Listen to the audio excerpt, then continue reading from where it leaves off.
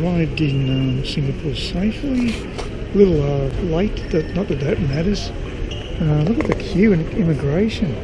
Actually, just before this girl had a red case, it just lost control, went straight down the escalator and had to be rescued by a couple of officials. It was quite. I wish I had the video on for that. Yeah, I mean, it doesn't matter that the flight's a bit late because I've got stacks of time until my next flight. Just the hassle I have to go through immigration.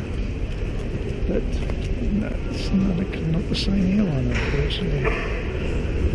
And at least it's down to one more flight and I'll be home. Wonderful. Oh, well, yet another black mark for Jetstar. I queue up, waiting about half an hour on the queue to get to immigration. I get to the immigration guy, he says you have to fill in an arrival card. Guess what Jetstar didn't mention on our flight or distribute? Unbelievable. They are hopeless.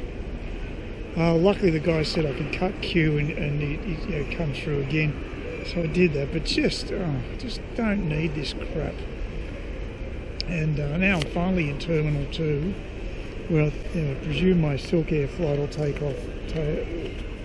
I'll be able to check in for that flight over there.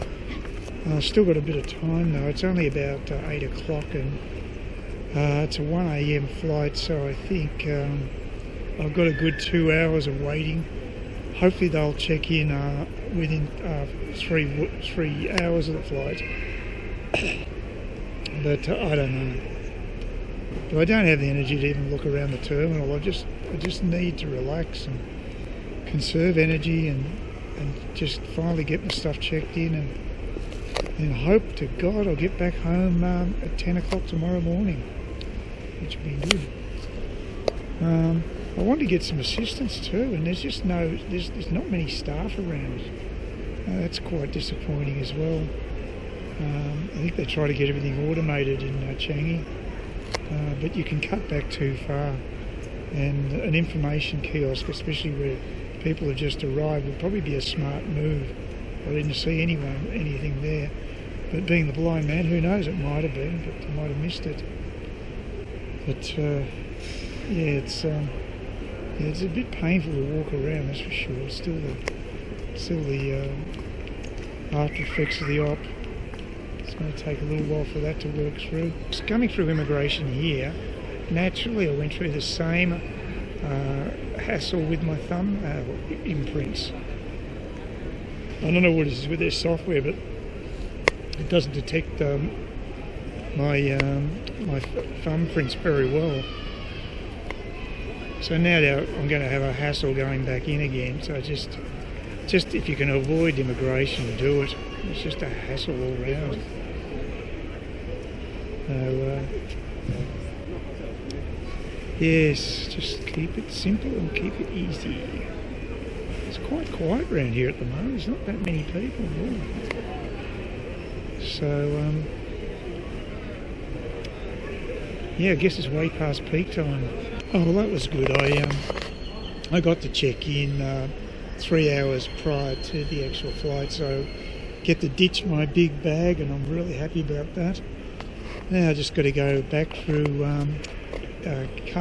through immigration, and I bet you I'm going to have a hassle with these thumb readers. So I might need an extra hour or so just to get through that process. So I better bite the bullet and just stow my stuff in the bag so I can scan it all through and go back through immigration and security, and finally I can just wait for my flight and then I'll get home. Oh, it'll be so good. It's definitely quiet around here. That's the Silkair check-in right down the end. No one there. It's bizarre. But there were two ladies doing check-in, so that was good. Walking towards the gate, got through immigration, no problem. It was easy. Yes, I think security's done via each lounge. But this is a bizarre-looking display while I'm heading towards my gate. You could hear synthetic sounds of frogs before. Of course, they're not doing it now when I'm filming. There you go. Sort of like synthetic nature park. It's very peaceful travelling the Travelator at this time of night. It's very quiet. Just a few passengers here and there. Got to make a comment too. You see I'm wearing my wind cheater. I always put in the back of my mind, get the wind cheater out of my big bag before I fly, because you just don't know how cold the cabin's going to be. And that Jetstar flight, where they didn't bother giving us out the paperwork required with immigration, also I froze the cabin. It was freezing. Luckily it was only a short flight of about 1.5 hours. But I keep forgetting to wear this damn thing. The Silkair flight will probably be okay, but I'm just even finding wearing this comfortable here. Even this aircon's a little too cool for me, so it makes it a little more comfortable, so it's got to be good. And I won't be going anywhere once I get to E27. That's it. I'm not going to be walking back at all. Got to keep my energy levels up, and I just can't. I'm not going to be going all over the place.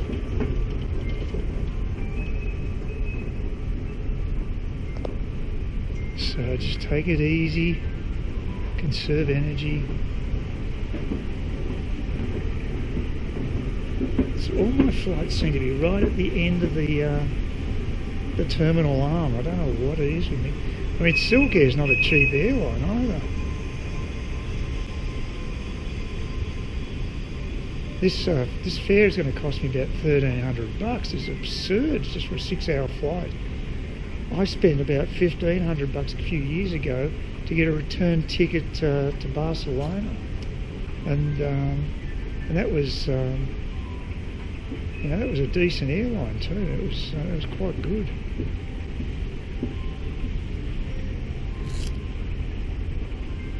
So yeah, I'm getting ripped off, but I made the right decision.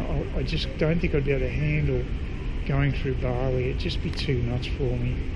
And that's a very chaotic airport. At least here everything's well organised. And having a direct flight home is bliss for me.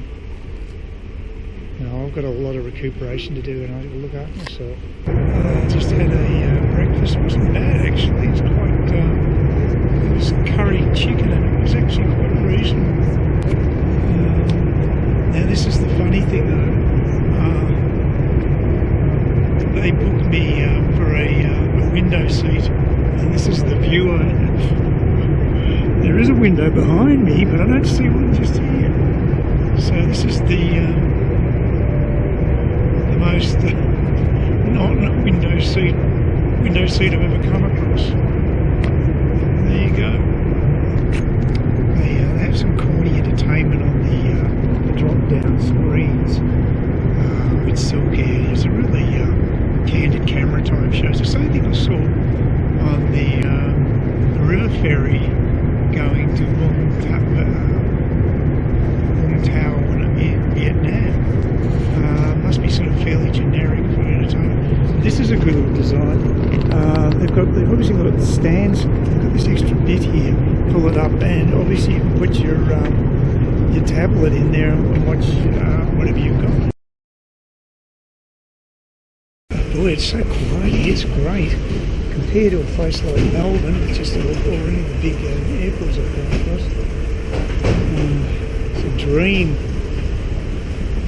It's bloody empty. This terminal never really gets used a great deal. Got a lot of forward capacity. A bit more international flights here. But I'm not complaining.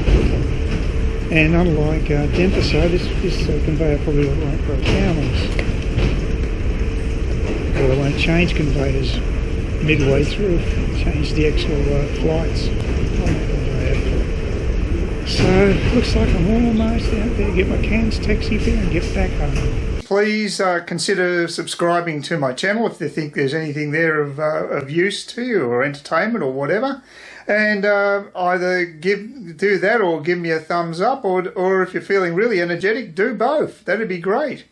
But please don't ignore me. That's the worst thing you can do on YouTube, is be ignored.